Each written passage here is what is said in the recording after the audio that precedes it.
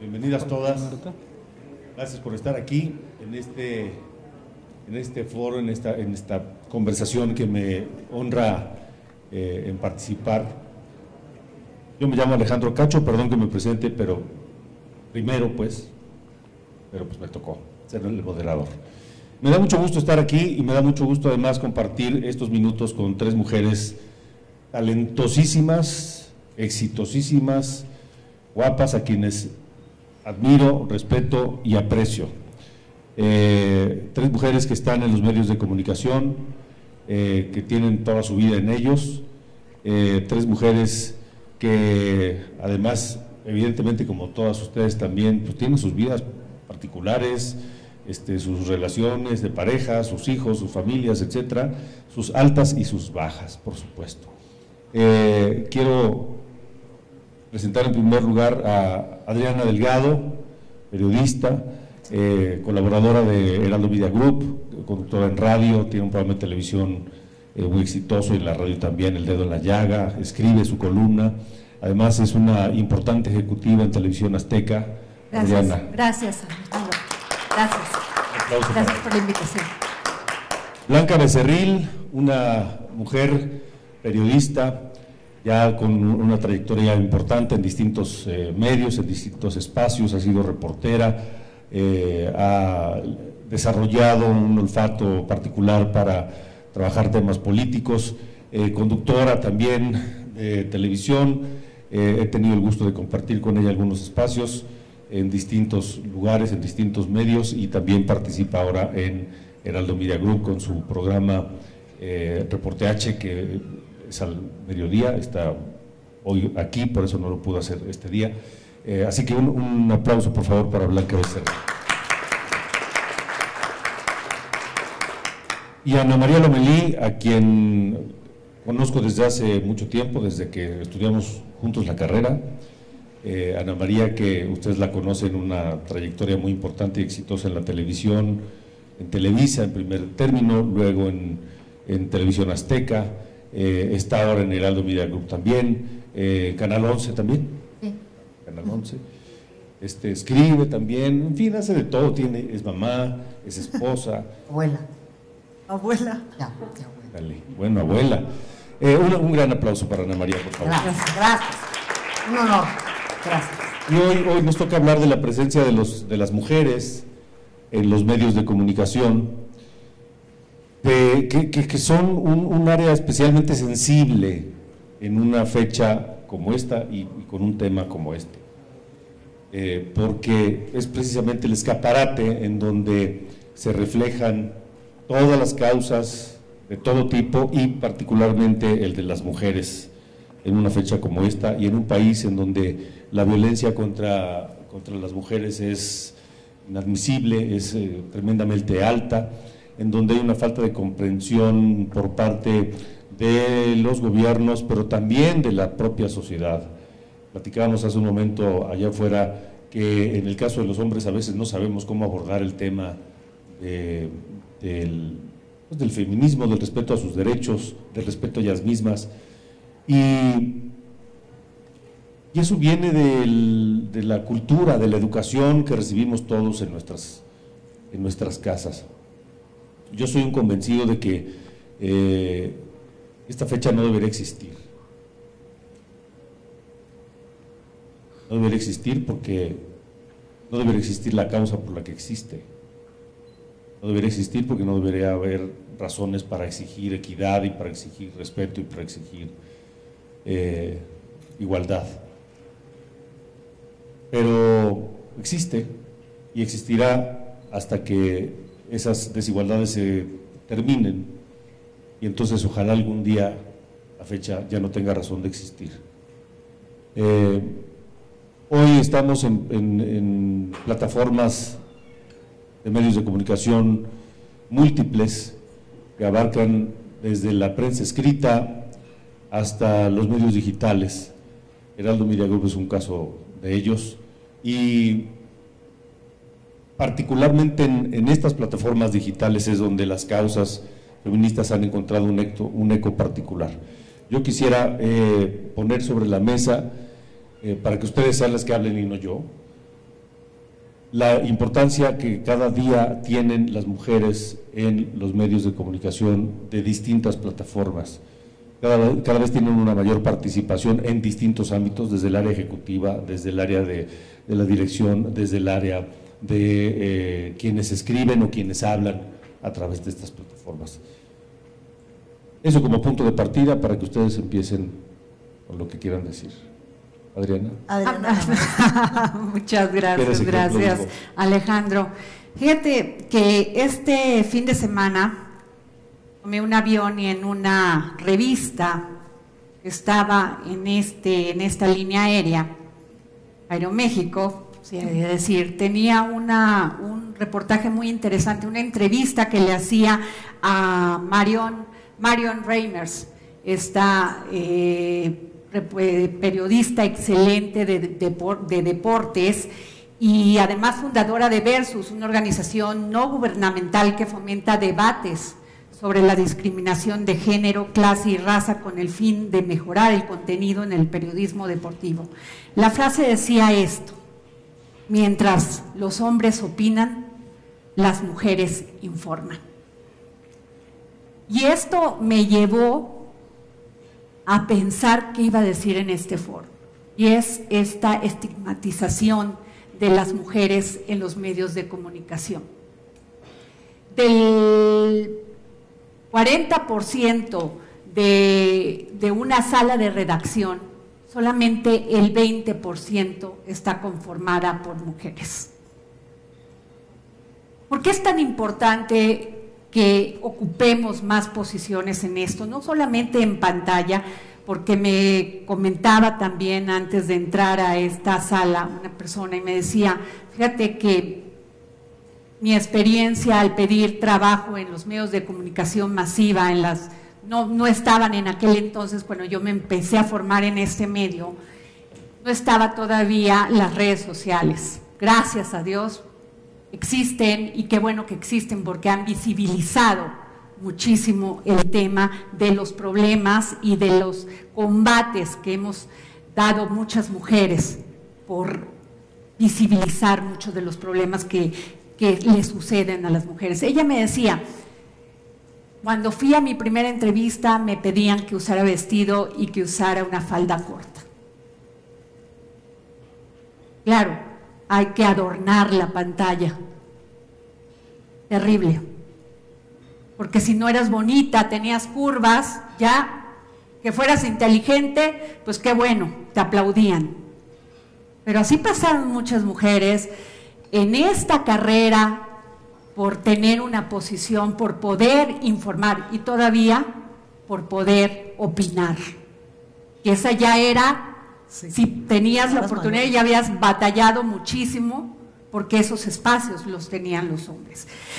Y quiero tomar esta oportunidad que me dan de participar en esto. Cristina, gracias, porque tú eres esa fuerza poderosa de apoyarnos a las mujeres en el Heraldo Media Group, y gracias a ti en lo cultural y en la soft news, pues podemos opinar muchas mujeres, pero también a la jefa Andrea Merlos, que no está aquí, que es directora del Heraldo Televisión. Y quiero visibilizar este tema. Fíjense nada más, no es correcto ni moral y tampoco legal que 700 niñas cada año sean vendidas o forzadas a vivir en pareja. Es inaceptable que 300,000 vivan en esa condición en México, porque así lo determinan los usos y costumbres de muchas comunidades. La Constitución lo establece con toda claridad.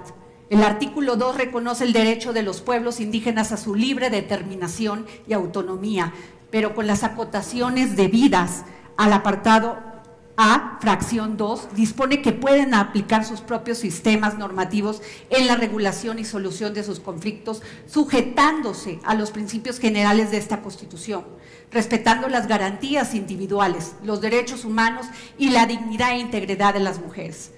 Los avances en materia legal han sido lentos. Hace apenas 2 años, que se estableció la mayoría de edad. Yo me casé a los 16 años. Quizás si mi papá y mi mamá no hubieran permitido que yo me casara a los 16 años, mi vida hubiese sido otra. Estoy feliz con mi vida, pero fue difícil. Y aquí viene este tema que quiero poner en este foro. Más allá de la protesta y manifestaciones, nos falta unidad y sororidad real frente a la discriminación y la violencia de todo tipo. 10 mujeres son asesinadas diariamente en razón de su género y la impunidad sigue imperando aún cuando el sistema de procuración de justicia no está tan falto de elementos femeninos como parece. En cifras oficiales, el 49% de todos los agentes y fiscales del Ministerio Público que hay en el país son mujeres. Es decir, prácticamente la mitad. El número es muy revelador porque nos dice que el asunto de la paridad es importante, pero está muy lejos de ser suficiente para erradicar toda una cultura de discriminación, violencia y revictimización. Gracias, Adriana. Gracias. Ana María, tú. Escuchando un poco lo que dice Adriana y pensando, leyendo, estudiando y viviendo sobre todo como ustedes y como muchas mujeres, pues luchamos por ser alguien, por ser mejor, ¿no? Por ser mejor madre, por ser una mejor profesionista. Se nos va la vida en luchar. Sí me parece que son los números aterradores, ahí están, ¿desde hace cuándo? Tenemos estadísticas, análisis profundos que reflejan la discriminación, el maltrato y el tipo de violencias a los que se enfrentan niñas y mujeres en nuestro país todos los días. La pandemia vino a decirnos muchas cosas. La tierra gritó que necesita espacio, pero también las mujeres llevaron la peor de las partes en esta pandemia. Eso es muy revelador justo cuando estamos hablando de una emancipación distinta y de que las cosas están cambiando. Claro que están cambiando y se lo debemos a muchas mujeres, muchas muy conocidas, otras no tanto, pero yo me quiero ir a una parte muy importante que mencionó Adriana, a la educación. Y brevemente les quiero hacer un resumen. A mí en mi casa, mi mamá siempre quería que estuviera perfectamente peinada y mi abuelita me decía, pues tú vas a trabajar, un trabajo en la mañana, rápido, para que regreses la comida a los niños. Entonces yo decía, híjole, un poco de trabajo, ¿a qué hora lo voy a hacer? No soy la mejor ama de casa, me gusta más el trabajo afuera. Entonces sí tenía un conflicto con esta necesidad de mis padres. Mi mamá, a ver, a las 2 a más tardar debes de estar en su casa, y ni siquiera sabía que iba a estudiar. Entonces, y lo he platicado con ella durante mucho tiempo, cuando de repente había un tema de violencia, ya no digamos violación, de violencia, esos temas no se tocan en la mesa, pero no se tocaban nunca.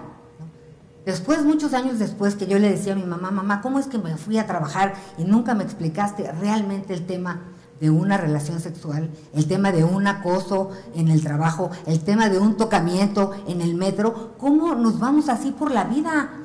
Y se los traigo a colación porque hoy muchas mujeres que quisieran denunciar, las he visto cuando han sido ultrajadas, golpeadas, humilladas, que cuando les dicen ¿de qué lo acusas?, no saben qué delito denunciar, porque nunca nadie habla de los temas de qué tipos de violencia sufren las mujeres en nuestro país. Es un tema de educación, es un tema cultural, y no solo con las mujeres, es un tema con nuestros hijos también, es un tema de derechos humanos.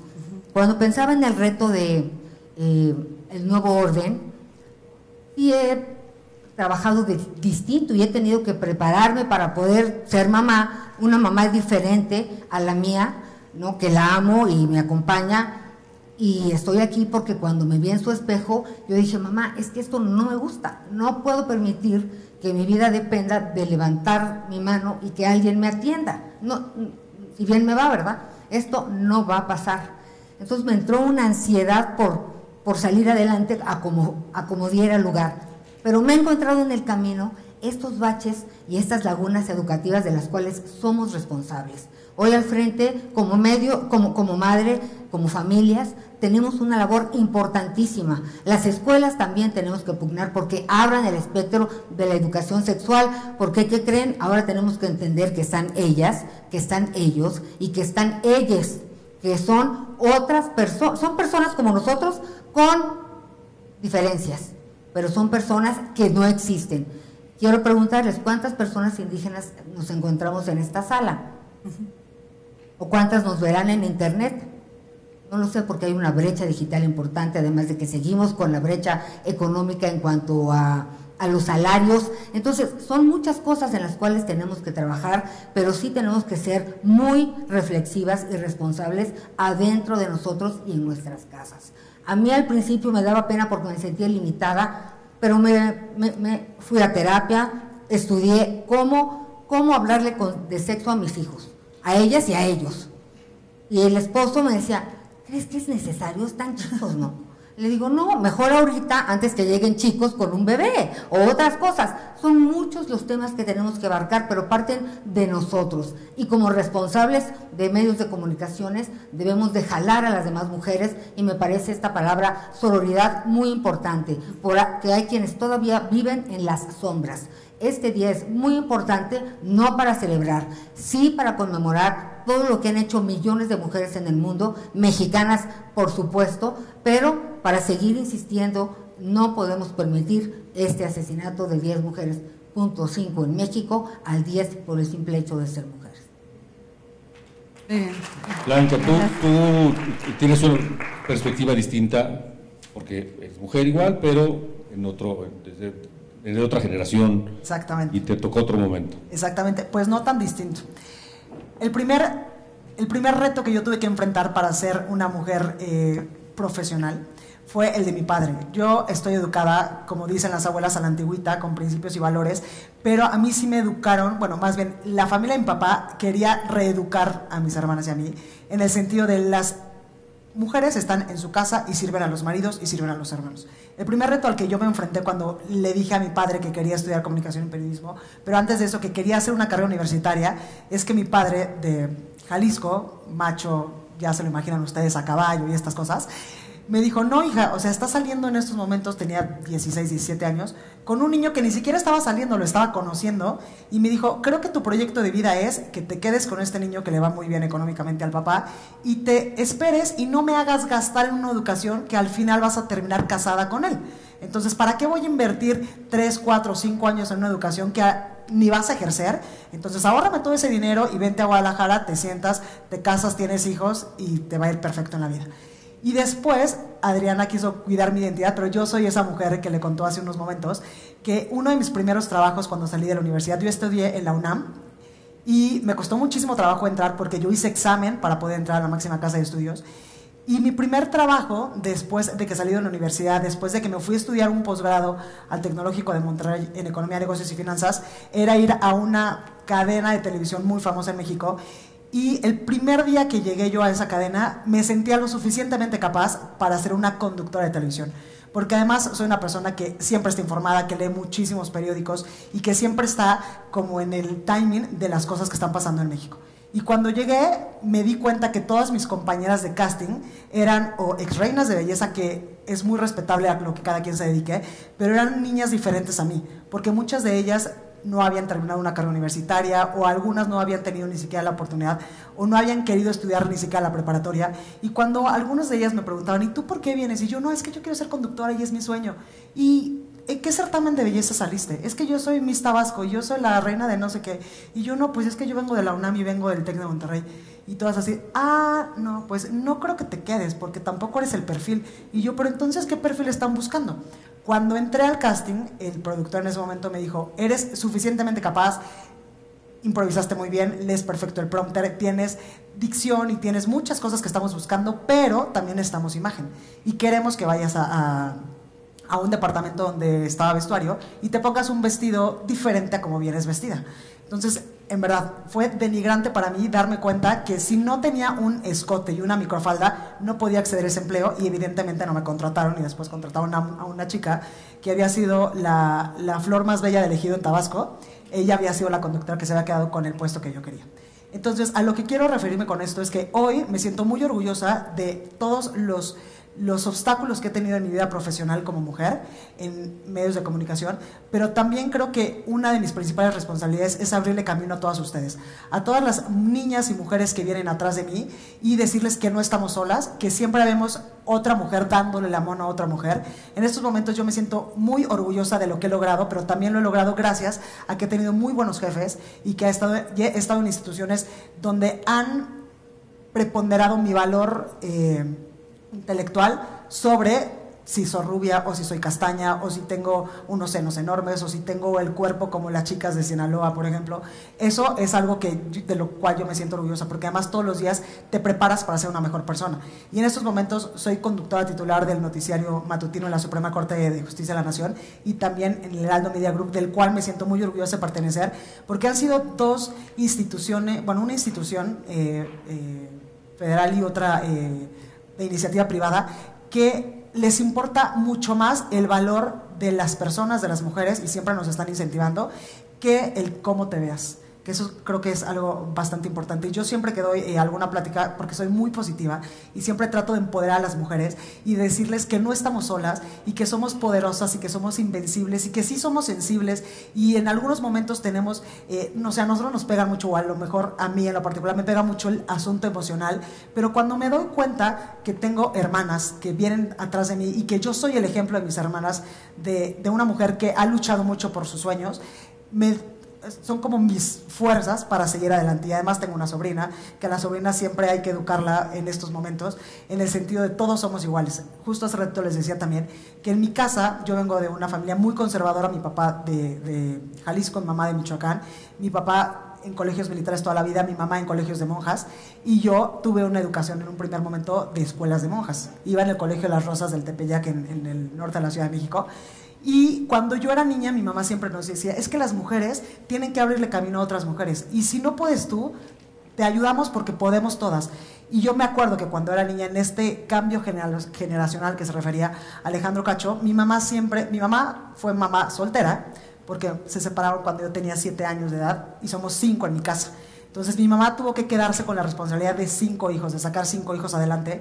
Y me acuerdo muchísimo que salíamos de la escuela y a nosotras, que éramos las mujeres, nos mandaban, no sé, algún deporte. Yo me encantaba el ballet, mi hermana el taekwondo y mi otra hermana karate, por ejemplo. Pero mi mamá, aparte de eso, nos instruyó en el sentido de, si en algún momento de la vida te toca un mal hombre o no estás bien en la relación que tú elegiste como el hombre de tu vida, o cuando te cases o cuando vivas en unión libre, tengas las suficientes herramientas para dejar una relación tóxica. Y cuando una mujer es económicamente independiente, me lo decía mucho mi madre, a la cual admiro, eres emocionalmente independiente. Entonces a mis hermanas y a mí, que somos 3 mujeres, nos mandaba clases de mecánica, de plomería, de electricidad, porque ella decía, si en algún momento de tu vida se te funde un foco, no le tengas que hablar a tu hombre o a alguien que venga a solucionarte el problema. Y del otro lado, mis hermanos, que son 2 varones, de los cuales me siento muy orgullosa, porque los 2 son uno un buen padre, y el otro es un muy buen novio, que ya quisiera yo tener un novio así, la verdad, porque consiente mucho a la novia. Los mandaba a clases y, por ejemplo, de cómo coser, a clases de costura, de taquimecanografía, para que también pudieran ganarse la vida desde otro punto. Y nos decía Alejandro Cacho, a mí no me pasó así, pero mi mamá también me educó en el sentido de lava los trastes y lava tu ropa, y eso al final pues te hizo un mucho mejor hombre, creo yo, Alejandro. Gracias. A ver, pero escuchando lo que dicen las 3, de sus experiencias personales, profesionales, etcétera, de aquí para adelante, ¿qué? Porque la lucha por la igualdad, por la paridad, por la equidad, está hoy en un punto, pero hay que seguir empujando. De aquí en adelante, ¿qué? Pues me tocaba. Sí. Yo creo que uno de los grandes, del gran compromiso que tenemos los medios es seguir visibilizando la violencia contra las mujeres, la discriminación y el empoderamiento de las mujeres en este país mata. No solamente mata en lo social, a veces mata en lo profesional, y ya en lo más grave te matan, físicamente te matan. Por eso es tan importante el trabajo que hagamos las mujeres en los medios de comunicación. Ayer tenía una entrevista con Eufrosina Cruz, diputada indígena, y me hablaba no solamente de la estigmatización de ser indígena, sino también de ser mujer. Toda su lucha en este libro que se llama La niña de la montaña, toda su lucha de salir de su pueblo en Oaxaca, donde además me dijo una cosa muy bonita, me decía, cuando yo sueño en zapoteca, porque esa es mi primera lengua. Entonces me contaba cómo el papá se negó a que saliera de ahí, porque pues su futuro era casarse a los 11 años, no más, como su hermana. Y ella le dijo a su mamá, yo no quiero vivir así. Dice, con lágrimas en los ojos, recordaba cómo su mamá le había puesto en una cajita de cartón su ropita, su mejor ropita. Su papá la tenía que acompañar a tomar el autobús. Dice, yo cuando veía aquel monstruo, pues nunca había visto un coche, un autobús menos. Me dice, no sabes lo que empecé a entender, cómo podía tener esa fuerza para salir adelante. Dice que cuando llega a Oaxaca, a la capital, le empiezan a discriminar a su papá porque olía a montaña. Ella olía a montaña. Me dice, no sabía usar un desodorante. Teníamos idea que había que lavarse con un champú. Me dice, estar en esas condiciones, lejos de generar miedo, me dio determinación. Le pregunté que si origen era destino, y ella me dijo no. Yo creo que carácter es destino. Y fue tan nutritiva esta plática con Eufrosina, porque muchas de nosotras, hemos tenido miedo a dar ese paso, porque en el estereotipo nos dicen que tenemos que ser la que está detrás. Nos juzgan por la pareja que tenemos, por si queremos tener hijos o si queremos tener 5. Nos juzgan por nuestra condición física, por nuestra imagen, si estamos gorditas, si estamos delgadas, siempre nos juzgan. Y ahí es donde tenemos que tener ese carácter para ser determinantes y decir, no lo voy a permitir, yo quiero estudiar. Y es muy significativo cuando a las mujeres se les permite estudiar, el empoderamiento que nace en su corazón, su pasión por crecer. Ana María, pues, ¿de aquí qué? ¿Tú con tus hijos? ¿De aquí qué? Fíjate que cometí todos los errores como estudiante y como aprendiz de todo un poco. Y cuando me iba a casar, le dije a mi esposo, mira, tú no te preocupes. Yo soy responsable de los niños, de la comida, de la casa, de los doctores, de todo, tu ropa, tu chaleco, tu botón. Tú no te preocupes por nada, nada más voy a trabajar. No quise pedirle permiso, pero le pedí permiso. Pero voy a trabajar así. Una semana estaba yo muy inquieta que si ya me había dicho si me casaba o no, yo decía, chin, yo tengo que seguir trabajando porque sí tengo un tema con ser una mujer productiva. Estoy convencida que si no soy una mujer productiva, no puedo ser una buena mamá y no puedo ser una buena compañera y no puedo ser yo, además de todo. Y es muy importante luchar por ser quien somos de entrada. Entonces, pues él me dijo, me acuerdo que dijo, pues, sí, ¿no? ¿Quién va a decir que no, verdad? Pues sí. Por fortuna es una persona sensible, inteligente y conforme se fueron dando las cosas me fue ayudando, pero sí mi carga de trabajo era tan tremenda. Yo por eso quería los noticieros de las 4 de la mañana para las 12 poder estar con los niños y esperarlos en el camión, ¿no? Para decirles adiós. Una cosa, hasta que de repente empecé a tener problema de parálisis facial y el doctor me dijo, es que, o sea, alto, ¿cuál es tu problema? Tengo. A ver, sí tenemos responsabilidades, sí tenemos prioridades, pero también están las nuevas masculinidades y son hijas y hijos de los dos. Tenemos nosotros que tener esta preparación para realmente compartirla y exigirla. Hace rato platicábamos con Alejandro, que le había dicho feliz día por chulo y que le mentaron la madre porque realmente no es un día para celebrar. No tenemos mucho que celebrar. No negamos lo ganado, pero no tenemos mucho que celebrar. En esto estamos. Pero lo ve desde otra perspectiva. Esto tenemos que entenderlo. Entonces, sí hay que dar cursos de equidad de género, porque no es lo mismo que un ministerio público atienda al Chapo Guzmán o a su esposa que a una señora que acaban de violar. Pero eso no solamente en ese campo, en todos, abrirnos a la información. Para mí esa es una misión de vida y una responsabilidad, porque si alguien me hubiera dicho que podía denunciar a un acosador, me sentiría un poco más cómoda y hubiera sido más segura 10 años de mi vida. Yo en el metro decía, chin, sí vamos amontonados. Pues sí, nos toca a todos. Pero hasta que ya la quinta vez ya dije, o sea, no, ya tenemos un problema, la bruta soy yo, por supuesto que un codazo y yo chaparra, no quiero decirles a dónde le tocó, y no me volví a subir al metro, pero es por una ignorancia absurda. Debemos de hablar de todo con nuestra familia, con nuestra casa. Un ejemplo absurdo, de la discapacidad tampoco hablamos, hasta que el abuelito Jesús, pues de 90 años se cae y ya queda con alguna discapacidad. Bueno, pero nunca hablamos de que es una parte de la población muy importante que trabajan el triple por ser la mitad a veces de lo que uno logra. Y también ser muy honestas en que no hay vidas perfectas.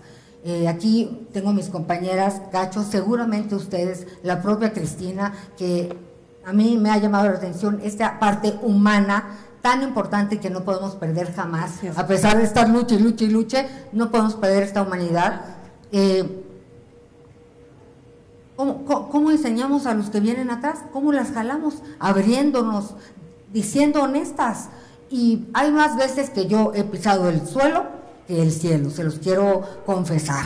Me he caído toda la vida. Mi virtud, y sí me la quiero reconocer, es que me levanto y me levanto y me levanto y me levanto y me llego.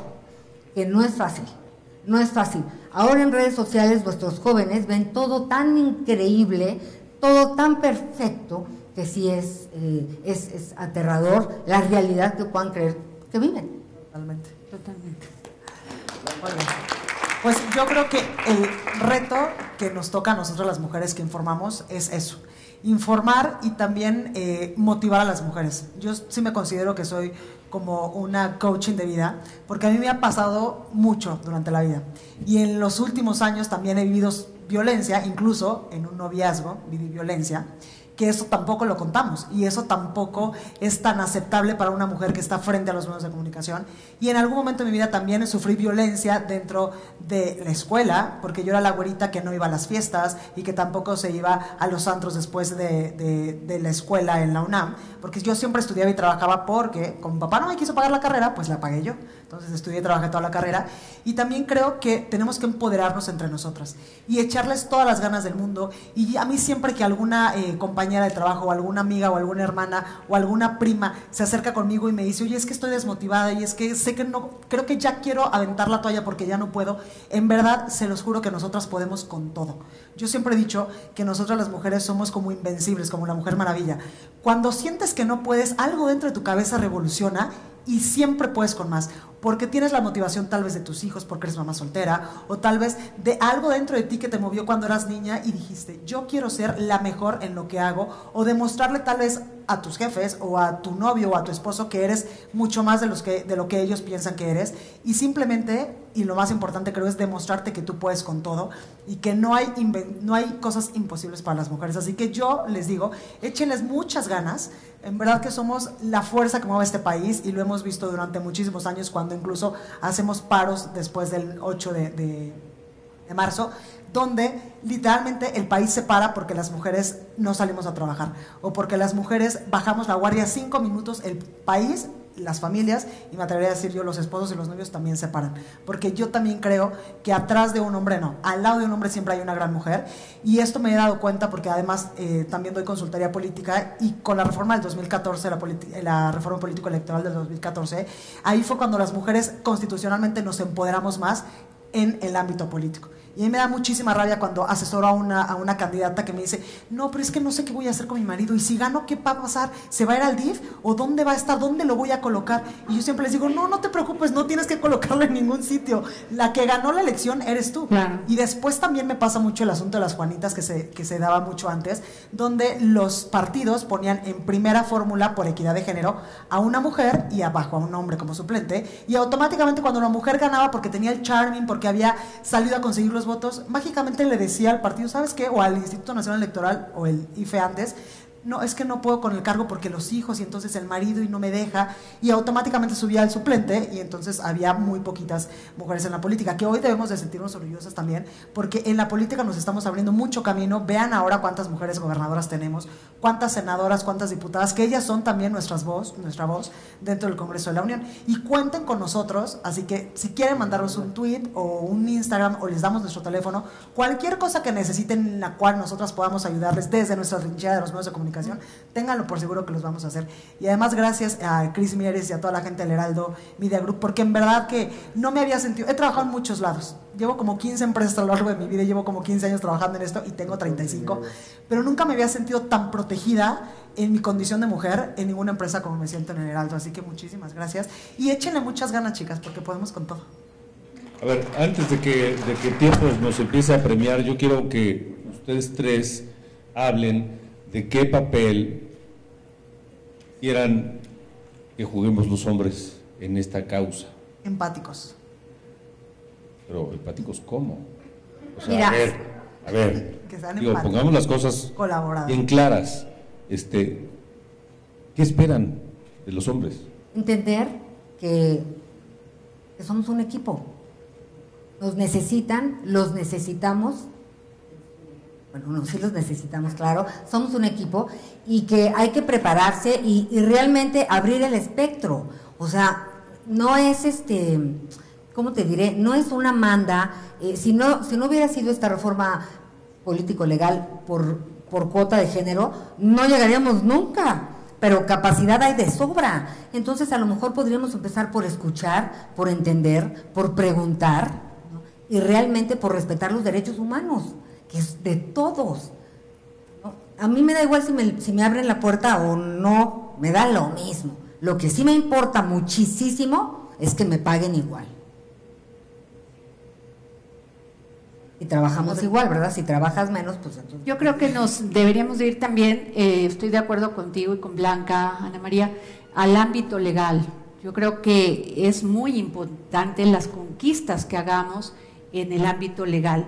Y soy una amante de las cifras, perdón que tengo mi acordeón, porque me manejo mucho con cifras, y fíjense nada más, en México únicamente el 7.5% de las personas integrantes de los consejos directivos en la iniciativa privada son mujeres, y solo el 14.6% de esos negocios tienen a una mujer en una posición directiva alta. ¿Qué esperamos de los hombres, Alex? Simplemente que no nos pongan el pie, que entiendan la capacidad de la mujer para poder ocupar posiciones directivas importantes y tomar decisiones. Luego, de acuerdo con el estudio de igualdad de género en el sector privado, una mirada a las empresas mexicanas de ONU Mujer y organismos empresariales, la participación económica de las mujeres mexicanas es una de las más bajas en América Latina. 43% de quienes tenemos edad de trabajar, frente a un 75% de los varones en esa situación. Es terrible. Los datos, y ahí vas viendo y vas encontrando desigualdad, y yo me acuerdo de una escena de mi hija Carla, que es ingeniera mecatrónica, y tuvo un accidente en una empresa y desgraciadamente se quemó los 2 pies y estuvo a punto de perderlos. Cuando llega el directivo de la empresa y la ve en la cama de hospital, le pregunta, le empieza a platicar a ella, y él le dice, ¿y tú qué hacías ahí? Trabajando. Era la ingeniera. Claro. Yo lo escuché y no daba crédito. Y le contesta a ella con una fuerza impresionante, le dice: soy líder del proyecto, pero esa no era mi responsabilidad, que tuvieran limpio ahí, no nos resbaláramos. Ese nada más. El mismo CEO de la empresa: ¿qué haces ahí? Y así nos preguntan: ¿qué haces ahí? ¿O para qué quieres hacer? ¿O para qué quieres estar? ¿Qué queremos de los hombres? Empatía. Empatía y reconocimiento, que no nos los dan ustedes, nos los buscamos nosotros con nuestro trabajo todos los días, pero sí que no nos pongan el pie, que no nos estigmaticen, que no piensen que tenemos que estar en la casa y que nada más o haciendo ejercicio para ponernos más bellas o cambiándonos el tinte, no, que somos personas pensantes. Y yo estoy de acuerdo con lo que dice Adriana. A mí me pasó algo muy similar a lo que le pasó a tu hija. Hace mucho tiempo, no quiero decir nombres ni nada, pero yo quería ir a cubrir el conflicto de la Franja de Gaza en Israel, con Israel. Y cuando mandé una carta en ese momento a la empresa donde yo trabajaba, que tenía su sede en Nueva York, y les expuse los motivos por los cuales yo me sentía capaz y yo quería, porque anhelaba, mi sueño dorado es ir a cubrir una guerra. Entonces, Cris, si quieres mandarme a Ucrania, yo soy feliz. Entonces, cuando les mandé una carta a los ejecutivos de Nueva York, la primera pregunta es: ¿para qué quieres ir? Pero si tú eres mujer. Y yo: sí, pero soy mujer y soy suficientemente capaz para ir a cubrir una guerra, porque ya he cubierto elecciones, he cubierto muchos desastres naturales y han dado literal en todos lados. Y después el ejecutivo, cuando yo le contesté soy suficientemente capaz, yo creo que reculó, como diríamos. Y me dijo: no, sí, Blanquita, pero es que no me estás entendiendo tal vez, o no me estoy dando a entender. Pero al momento de yo preguntarte por qué quieres ir a cubrir una guerra cuando ni siquiera tienes 30 años, era no por el sentido de discriminarte o hacerte menos porque no fueras capaz, sino porque si te mando a Israel, a la Franja de Gaza, necesito mandar un hombre que te cuide las espaldas. Y necesito hacer varias gestiones porque allá hay mucho asunto con las mujeres, y necesito incluso darte un poco de recursos para que tu vestimenta la cambies, porque tienes que usar un niqab tienes que estar completamente cubierta, y necesito mandarte a un hombre que esté detrás de ti todo el tiempo, por si en algún momento algún guerrillero te quiera hacer algo, ese hombre te salve. Y entonces yo decía: Dios mío, es como película de Hollywood, como la Mujer Maravilla yendo a la guerra. Mira, yo creo que aunado a todo esto, hoy tenemos más herramientas que antes no teníamos. Es nuestra responsabilidad conocerlas y ejercerlas en su momento dado. A mí algo que me ayudó mucho, primero fue la ignorancia y luego fue que no me tomé nada personal. Para mí era más importante lo que yo quería hacer, cuál era mi objetivo, que lo que me dijera el jefe o el director el director o el dueño. Una vez me dijeron: oye, es que vas a estar llorando en el temblor de Haití. Y le dije: si quieres te firmo una carta que no voy a llorar. Mi vida, te amo. Así. Entonces quedó así y le dije: ya hablé con mi esposo, hablé con mi papá, o sea, un rollo. Claro. Le dije: pero te puedo firmar una carta que si lloro, renuncio. Ya de vergüenza, fui la última en treparme al avión de la Fuerza Aérea, ya no me fui sin camarógrafo, me turné con mis compañeros, pero de verdad es agotador tener que demostrar todos los días 3 veces que sí, cuando ya está ahí la garantía. Entonces, tenemos que saber quién somos, cuánto valemos, podemos hacer muchas cosas con las herramientas, no claudicar en nuestros sueños. Realmente es un cliché, pero verdaderamente es un cliché que nos lleva a grandes dimensiones.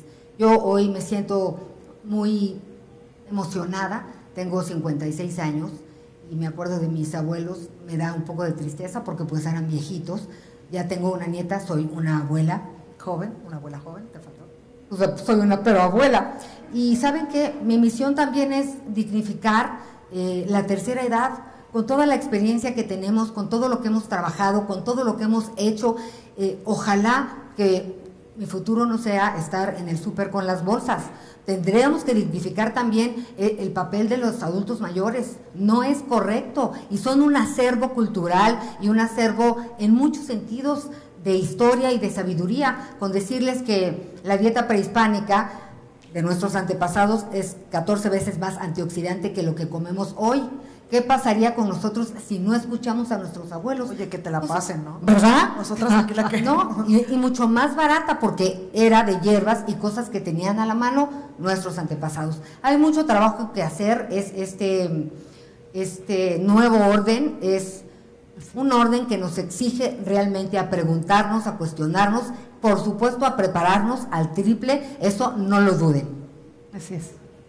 Bueno, pues gracias a las tres, mi cariño siempre y mi admiración para ustedes. Muchas gracias a todos, a todas por estar aquí. Muchas gracias. Gracias, Gracias, Cristina. chicas. Una oportunidad enorme, gracias. Gracias.